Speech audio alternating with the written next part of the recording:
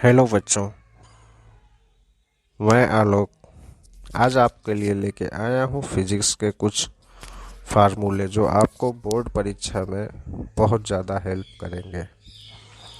तो आइए चलते हैं बिना टाइम वेस्ट किए।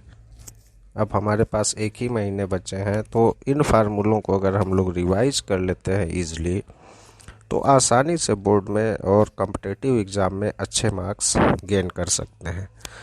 तो हम लोग स्टार्ट करते हैं क्लास 12 फिजिक्स चैप्टर 1, 2 एंड 3, जिसमें हमारे इलेक्ट्रिसिटी टोटल होल इलेक्ट्रिसिटी के पूरे चैप्टर के फार्मूले रहेंगे। तो फर्स्ट हमारा आता है quantization of charges. Quantization of charges Q equal two plus minus NE। Number of electrons हमारे n होते हैं। दूसरा आता है electrostatic force between two charges. Electrostatic force की बात हो रही है तो यहाँ पे हमारा कूलॉम्स लॉ आता है। कूलॉम्स लॉ का आप लोग फार्मूला इजली जानते हैं, F इक्वल टू के Q1Q2/R², जहाँ के हमारा होता है 1/4 पाई एप्साइलन नॉट। अब यहाँ से कॉम्पिटिटिव एग्जाम में एप्साइलन नॉट की डायमेंशन भी पूछ ली जाती है, तो इसको भी आप लोग इजली देख सकते हैं। इसके बाद आता है electric field due to a point charge. अब कोई पॉइंट चार्ज है, किसी लाइन पे हमने एक चार्ज रख दिया, तो वहाँ पे हमारा इलेक्ट्रिक फील्ड क्या आता है, तो E इक्वल टू होता है KQ/R²। जैसा कि के की वैल्यू आप लोग को पता ही है 1/4 पाई एप्साइलन नॉट। इसके बाद हमारा नेक्स्ट आता है electric field due to a dipole. Dipole क्या होता है कि एक हमारा प्लस और माइनस चार्ज का हमारा कॉम्बिनेशन होता है जो 2L डिस्टेंस पे रहता है। तो इसमें दो केस हमारे बनते हैं, एक बनता है एक्सियल का और दूसरा होता है इक्वेटोरियल। एक्सियल के केस में आपका क्या होता है कि जब भी हमारा एक्सियल में एक उसी लाइन पे हम लेते हैं, जो जिस लाइन पे डाइपोल रहता है उसी लाइन पे हम इलेक्ट्रिक फील्ड फाइंड आउट करते हैं। तो E इक्वल टू होता है K × 2P/R³। इक्वेटोरियल के केस में जो यहाँ 2P/R³ होता है वहाँ P/R³ होगा, तो E इक्वल टू KP/R³। के की वैल्यू आप लोग को पता ही है, ऊपर देख सकते हैं। इसके बाद आता है इलेक्ट्रिक फ्लक्स। इलेक्ट्रिक फ्लक्स से आपको CBSE बोर्ड में तो न्यूमेरिकल देखने को मिलेंगे ही मिलेंगे। तो इलेक्ट्रिक फ्लक्स होता है फाई इक्वल टू EDA। ये वेक्टर फॉर्म में होता है। तो जैसे हम लोग जानते हैं कि A.B जो होता है AB cos थीटा होता है, तो उसी तरह EDA equal to EDA cos theta हो जाएगा। और इसको अगर हम लाइन इंटीग्रल के फॉर्म में जब शो करते हैं, तो लाइन इंटीग्रल में हमारा होता है कि phi equal to line integral of vector E.ds उसके सरफेस के अराउंड। इसके बाद हमारा आता है गॉस लॉ। गॉस लॉ हमारा क्या होता है कि कोई क्लोज्ड सरफेस है, उस क्लोज सरफेस पे जितना हमारा इलेक्ट्रिक फ्लक्स जनरेट हो रहा है उसके लिए। तो इसके लिए फार्मूला होता है फाई इक्वल टू Q/एप्साइलन नॉट। जो चार्ज होगा आपका वो इनक्लोज्ड होगा। फिर इसके बाद हम लोग आते हैं electric field due to charge sphere. अब इसमें देखिए दो चीज़ें हैं, एक इनसाइड है एक आउटसाइड है। तो स्फीयर के केस में आपको दो आता है, तो एक ही आपको इम्पॉर्टेंट है। जो गॉस लॉ का एप्लीकेशन है, एप्लीकेशन का थर्ड वाला एप्लीकेशन ही मेन है। उसके लिए फार्मूला होता है E इक्वल टू KQ/R²। इसमें हमारे 3 पॉइंट पे आते हैं, एट सेंटर, एट सरफेस और एक हमारा आउटर सरफेस पे, आउटसाइड पे। 3 पार्ट में ये होता है। फिर इसके बाद गॉस लॉ का दूसरा एप्लीकेशन आता है कि कोई आपको सीट दे दी रहती है या सरफेस पे, तो सरफेस के लिए हमारा होता है E equal to small sigma upon epsilon naught. Number 10 पे आते हैं electric field due to a charge sheet. कोई हमारी चार्ज सीट है, तो चार्ज सीट है तो उसमें हमारे जितने भी हमारे इलेक्ट्रिक फील्ड आएगी दोनों का सम हो जाता है, तो E equal to small sigma upon 2 epsilon naught हो जाता है वहाँ। नेक्स्ट है 11th, electric field between opposite charge sheet. इसमें हमें ध्यान देना है कि कोई चार्ज शीट है उसके अंदर ही हमारे इलेक्ट्रिक फील्ड आएगा। दोनों साइड लेफ्ट और राइट साइड पे हमारा इलेक्ट्रिक फील्ड क्या हो जाएगा, ज़ीरो हो जाएगा, जिसके कारण ई इक्वल टू हमारा होता है small sigma by epsilon naught. इसके बाद आता है torque, torque on a dipole. तो torque on a dipole tau equal to होता है पी ई साइन थीटा। इसमें आप लोग ध्यान दीजिएगा, कॉम्पिटिटिव में आपको पूछता है कि वेक्टर फॉर्म इसका, तो वेक्टर फॉर्म इसका आराम अच्छे से ध्यान दीजिएगा कि पी क्रॉस ई होता है। इसके बाद आता है work done, work done in rotating dipole in electric field. तो वर्क डन के लिए ईजिली है W equal to P E cos theta 1 minus cos theta 2। अब वर्क डन आ गया तो एनर्जी भी आ जाएगी।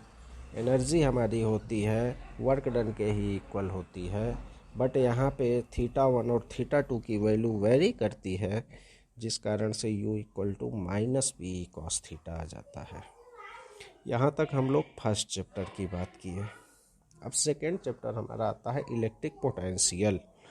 इलेक्ट्रिक पोटेंशियल में आपको potential due to a point charge, जैसा कि हमने पहले चैप्टर में पढ़ा है, जितना भी पहले चैप्टर का है, ये एक्सियल है, इक्वेटोरियल है, सेम चीज़ें वो यहाँ भी आएंगी। तो पहला पॉइंट नंबर 15 है electric potential due to a point charge. तो पॉइंट चार्ज पे हमारा क्या होता है कि V equal to K Q by R square. K की वैल्यू हमेशा हमारी 1/4 पाई एप्सिलॉन नॉट होती है। अब यहाँ से आपको एक अच्छा सा क्वेश्चन बनता है ग्राफ का कि इलेक्ट्रिक पोटेंशियल और इलेक्ट्रिक फील्ड में ग्राफ शो कीजिए। तो जब भी वेरिएशन हमारा पोटेंशियल का होगा इलेक्ट्रिक फील्ड के ऊपर होगा, ये हमेशा आपको ध्यान देने वाला है। इसके बाद आता है 16 नंबर। 16 नंबर पे आते हैं कि electric potential due to a dipole on axial point. वहाँ क्या होता था कि 2p/r³ होता था। यहाँ पोटेंशियल के केस में हमारा होगा V इक्वल टू kp/r²। और इक्वेटोरियल के केस में होता क्या है कि ये जीरो हो जाता है, क्योंकि दोनों साइड से हमारा इसमें प्लस माइनस चार्ज कर लेते हैं, तो एक तरफ पॉजिटिव चार्ज आता है, दूसरी तरफ निगेटिव चार्ज आता है, जिसके कारण ये जीरो हो जाता है। फिर सबसे रिलेशन आता है 18 number, relation between electric flux and potential difference. ये देखिए, इस पे आपको न्यूमेरिकल आते हैं। अगर कॉम्पिटिटिव एग्ज़ाम आप लोग दे रहे हैं IIT या नीट का, तो इस पे आपको न्यूमेरिकल मिल सकता है। E equal to minus dV/dr differentiate करना पड़ता है इसमें क्वेश्चन को। इसके बाद potential energy between two charges, दो चार्ज हैं उस पर पोटेंशियल एनर्जी अगर आपको फाइंड आउट करनी है तो उसके लिए फार्मूला होता है U इक्वल टू KQ1Q2/r²। अब यहीं पे देखिए, यहीं पे हमारा तीन, अगर एक ट्रायंगल आपको बना के दे दिया जाए और उस पर पूछा जाए कि तीन चार्जेस हैं, अब पोटेंशियल एनर्जी क्या होगी, तो तीनों का हम एनर्जी निकाल लेंगे। दो पॉइंट के बीच एनर्जी एक एक निकाल के तीनों को सम कर देंगे, तो हमारा टोटल क्या हो जाएगा, U equal to KQ1Q2/R12 plus KQ1Q3/R13 plus KQ2Q3/R23। इसके बाद आता है कैपेसिटेंस। कैपेसिटेंस भी अच्छा चैप्टर है, टॉपिक है इसमें। कैपेसिटेंस QC इक्वल टू होता है Q/V। कॉम्पिटिटिव एग्ज़ाम में कैपेसिटेंस की डायमेंशन आप लोग देख लीजिएगा, बहुत पूछता है। फिर इसके बाद स्फेरिकल कंडक्टर का आता है 22, कैपेसिटेंस ऑफ स्फेरिकल कंडक्टर। कोई स्फेरिकल है तो उस पर हमारा कैपेसिटेंस C इक्वल टू होता है 4πε0r। R जो होती है वो रेडियस होती है हमारी, स्फीयर जो होता है उसकी रेडियस। इसके बाद आता है capacitance of spherical capacitor. Spherical का देखिए बस यहाँ आपको फार्मूला याद करना है और कुछ इसमें है नहीं, क्योंकि सिलेबस में ये अभी नहीं है। तो इसके लिए होता है C = 4πε0 के AB/B-। अब स्फेरिकल में आप देखते हैं कि इनर रेडियस भी होगी और आउटर रेडियस भी होगी, जिसके कारण से A और B हमारे आते हैं। इसके बाद 24 पे आते हैं, capacitance of parallel plate capacitor. इस पे बहुत सारे न्यूमेरिकल आपको मिलेंगे, न्यूमेरिकल की भरमार मिलेगी इस पे। तो इसके लिए फार्मूला आपको लर्न होना चाहिए, C = K/0 A जो होता है वो एरिया होती है, और D जो होती है जो पैरेलल प्लेट कैपेसिटर हैं उनके बीच की डिस्टेंस, जितनी डिस्टेंस है। तो इस पे न्यूमेरिकल आपको मिलेंगे। इसके बाद अगर कह देता है 25 कि कोई पैरेलल प्लेट कैपेसिटर है, उस पर हम एक डाइलेक्ट्रिक स्लैब रखते हैं उसके बीच में, तब हमारा कैपेसिटेंस क्या होगा। तो इसका प्रूफ भी इम्पॉर्टेंट है बोर्ड एग्ज़ाम के बेस पे, और इस पे न्यूमेरिकल कभी कभी पूछ देते हैं कि 2-2 3-3 सीट रख दी जाती हैं, फिर कहता है कि नया कैपेसिटेंस क्या होगा। तो इसके लिए ये फार्मूला हमें चाहिए, C = ε0 A/D - T + T/K। T जो है आपका थिकनेस है, किसकी थिकनेस, जो हमने डाइलेक्ट्रिक स्लैब डाली है उसकी थिकनेस है। फिर 26 पे आते हैं, potential energy stored in capacitor. Capacitor में हमारी कितनी एनर्जी स्टोर हो रही है, तो उसके लिए सिंपल फार्मूला है U = 12 CV²। अब यहाँ देखिए C की वैल्यू, यहाँ CV² ही मेन है, उसके बाद वाले जो दोनों फार्मूले हैं वो C और V की वैल्यू पुट करके निकाली गई है। तो अगर V की वैल्यू हमें हटाना, V को हटाना है, तो Q = CV आपके पास है, तो वहाँ से आप लोग रख के वैल्यू हटा सकते हैं। तो जिस टर्म में हमें वैल्यू चाहिए उस टर्म में हम वैल्यू फाइंड आउट कर देते हैं। इसके बाद आता है हमारा कैपेसिटेंस का सम, मतलब इक्विवेलेंट।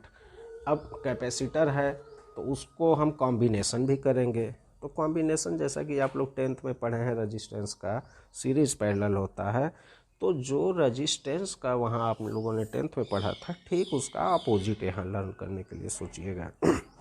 तो यहाँ आपका हो जाएगा C = C1 + C2, ये सीरीज के केस में होगा, और पैरेलल के केस में आपका हो जाएगा, देखिए अपोजिट होता है, सीरीज के केस में आपका होगा 1/C = 1/C1 + 1/C2 + 1/C3 so on। और पैरेलल के केस में क्या होगा, C = C1 + C2। कैसी लगी वीडियो आप लोग बच्चों बताइएगा। ऐसी ही वीडियो नेक्स्ट हमारी करंट इलेक्ट्रिसिटी की वीडियो अगले पार्ट में रहेगी। Thank you. चैनल को लाइक और सब्सक्राइब कर दीजिएगा। धन्यवाद।